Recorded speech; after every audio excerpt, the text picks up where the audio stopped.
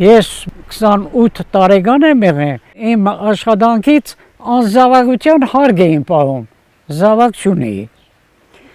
Ստիպողական էր, որովհետեւ ամուսնանայի։ Աղջիկերկանց էլ կար մի ժամանակ, որից հետո աղջիկերկանց հանեցին։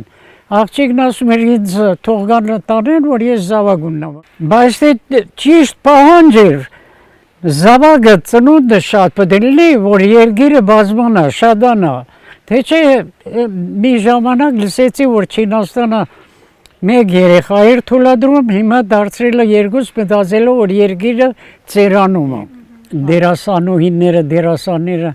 բոլորն էլ չեն ամուսնանում, նա մեզ սիրուն աղջիկեր, բաներ, իրանց կարիերայի հետևից են գնում են եւ ծնունդ չկա, ստիպողական պետք է ինչ-որ մի բան լինի, որ ծնունդը շատ լինի, եթե ծնունդը չեղավ, երկրի ժողովրդի վիճակը վատ կլինի։